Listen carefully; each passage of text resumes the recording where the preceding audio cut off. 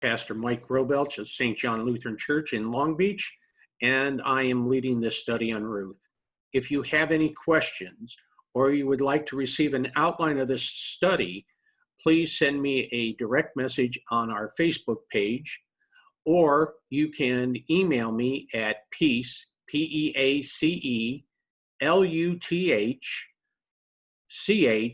@gmail.com. Okay, today we're picking up in chapter 3 with the Book of Ruth, and let's read the first verse. Now, I've only selected the first verse for this slide because there is so much to unpack in here. The first verse goes like this.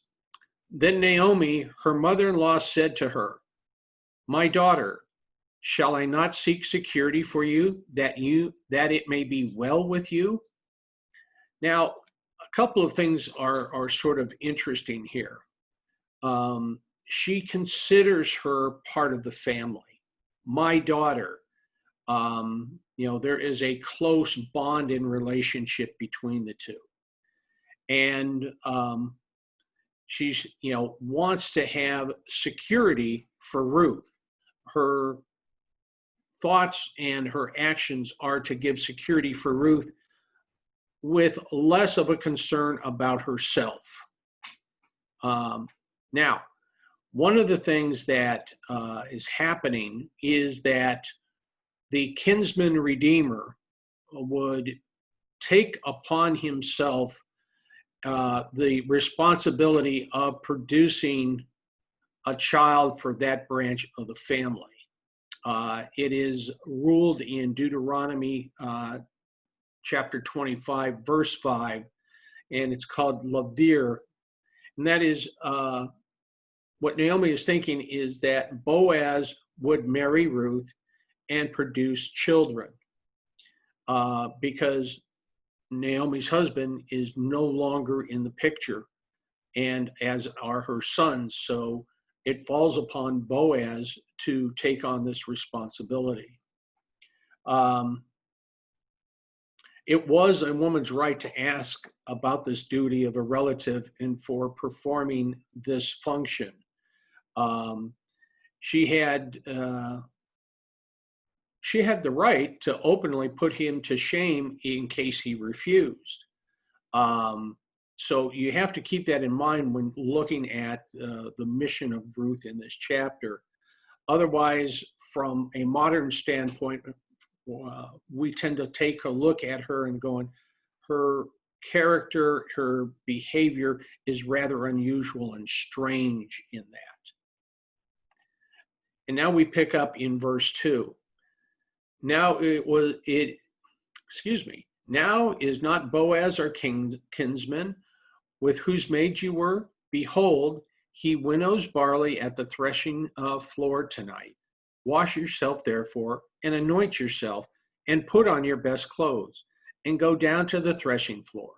But do not make yourself known to the man until he has finished eating and drinking. It shall be when he lies down that you shall notice the place where he lies, and you shall go and uncover his feet and lie down.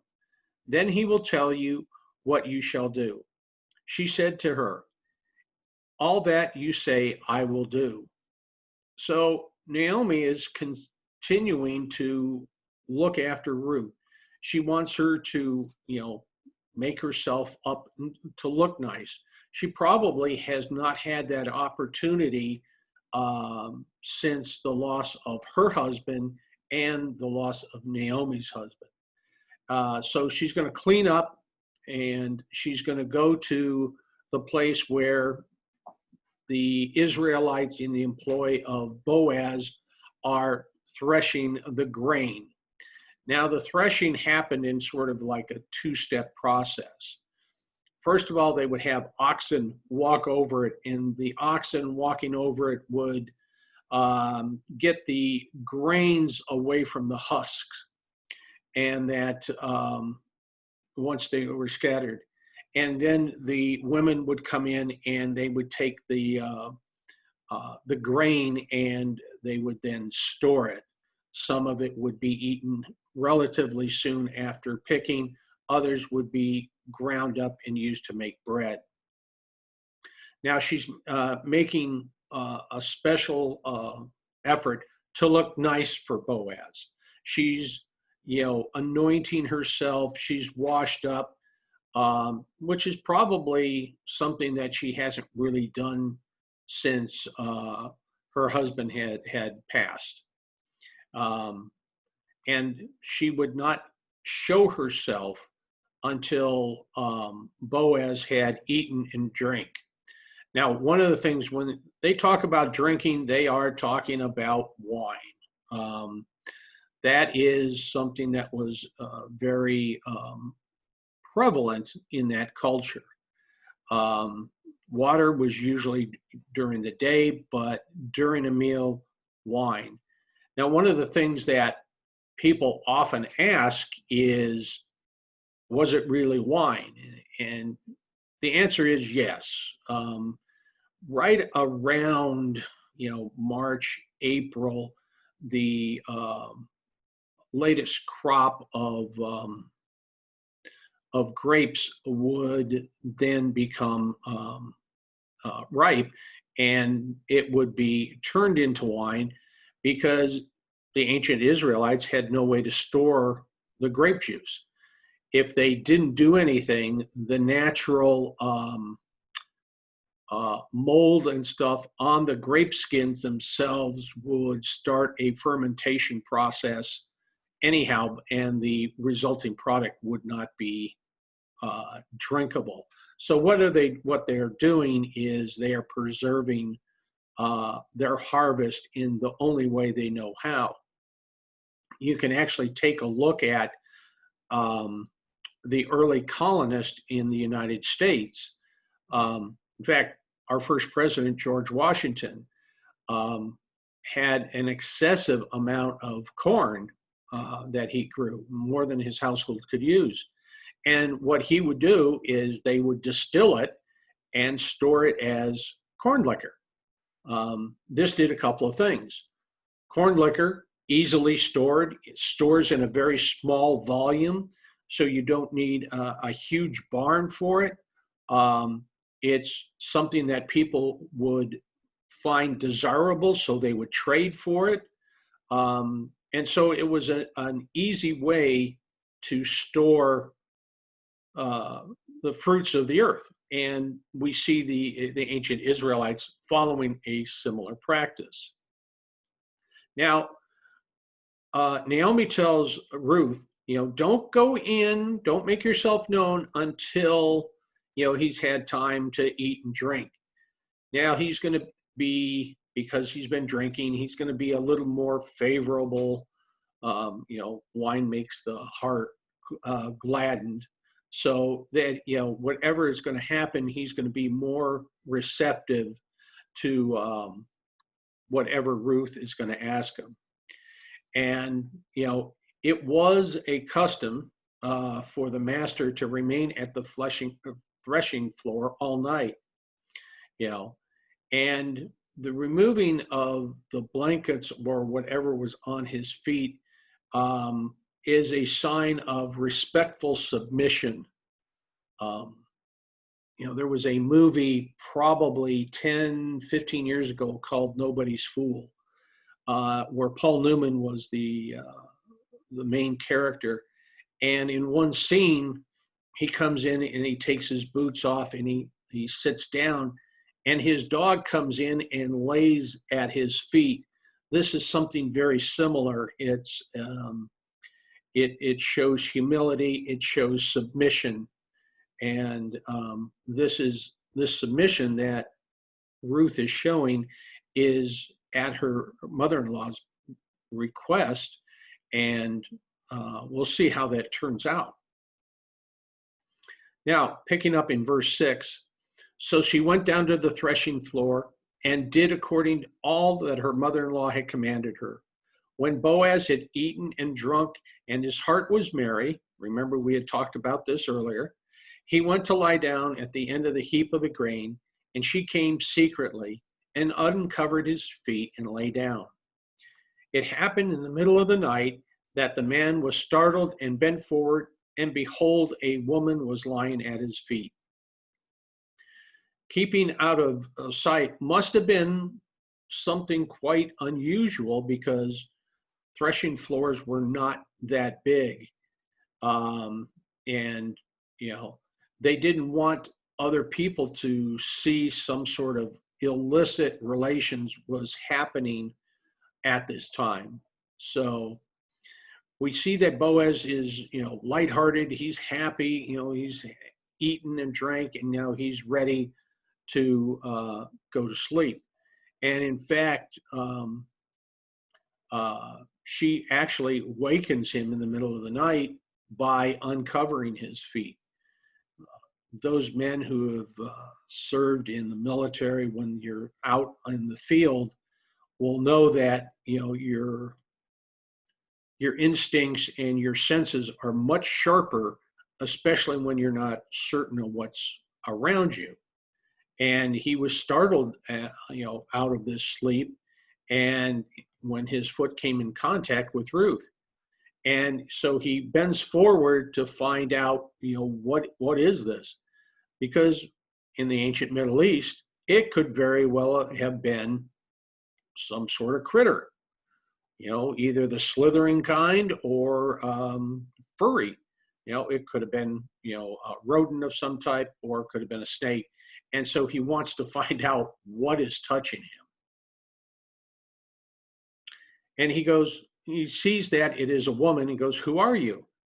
And she answers, "I am Ruth, your maid. So spread your covering over your maid, for you are a close relative." Okay.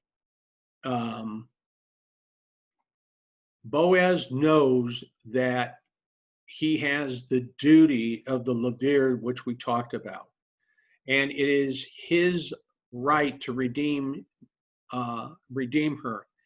And also it is his duty to redeem the field sold by Naomi. Now, in doing that, it includes the marriage to Ruth, the widow of the rightful heir of Elimelech. Ruth did not deviate in the least from the strict path of virtue. She had faith in Boaz, and as a man of nobility and honor, that he would not take advantage of the situation. Men tend to do that. If they have the opportunity, they are going to take advantage of the situation. An honorable man like Boaz didn't do that. He kept things above board. He knew what his duty was, and he performed it. And then in verse 10, we read, "Then he said, 'May you be blessed of the Lord, my daughter. You have shown your last kindness to be better than the first, not by going after young men, whether rich or poor.'" Boaz is a little bit older. And, Ruth could have chosen to go after younger men, but she remained faithful to the law of the Lord. And there's one little point here in the first part of verse 10, when we read "blessed of the Lord," you will notice that when the Lord, that word is capitalized in our Bible, it actually is referring to Yahweh. Now, we don't know how to pronounce or even to spell Yahweh. However, when you see those uppercase letters, that's the word it's referring to. Why is that important? Well, the thing is, God had given the Israelites his personal name, Yahweh. And this connotates a relationship that God desired to have with his people. He did not want to use the title Lord or God. He wanted a personal relationship, so he reveals his personal name to the people of Israel. Now, over the centuries, the Jews have taken on that they will not mention the word, the name of a god, or even God, because they're afraid of blasphemy. And in their piety, you got to give them credit. But if God had not wanted them to use his name, he wouldn't have given it to him. That's why we as Christians, when we say, God, we are invoking in English an intense personal relationship with our God. Now going back to Ruth, she had preferred to accompany her mother-in-law into a strange land with no other prospect than being poor, miserable, and humiliated. And now, instead of setting her cap on some attractive young man, as would have been natural for someone of her age, she shows an obedient disposition towards Naomi in proposing marriage to Boaz as the Levir relative, although he's advanced in years, which is a nice way of saying he's old. And what young woman wants to be with an old guy? But Ruth, in her humility, in her willingness to follow what Naomi is saying, is willing to humble herself to that. So we see that the relationship between the two women and the relationship of Ruth to Boaz is all based in a relationship with God first. God had set out what are the normal ways and mores that we follow. And this woman, who was not an Israelite, was married to an Israelite and came to a land where she didn't know anyone other than her mother-in-law, with the faith that God would protect her and keep her, is awesome, because we see her following the law that had been laid down. Perhaps, we should pray that we would follow God's law as well, as Ruth did in that. Now, next week, we're going to continue in chapter 3. We're actually going to cover verses 11 to 18, which is the end of the chapter. And the session after that, we will begin chapter 4, which is the last book of Ruth. In the future, after we complete Ruth, we will be looking at some of the early Psalms of David. We will try to cover one a week, and we'll look at the first, I'm thinking around the first 30 for the next few months, so that we get a good idea of how the Psalms are arranged and how they played in the life of Israel. Again, if you have any questions, feel free to email me or to send me a direct message on either the Facebook page of St. John Lutheran Church of North Long Beach or Peace Lutheran Church, Pico Rivera. Until next time, may God bless your study and may God bless you. Thank you for stopping by.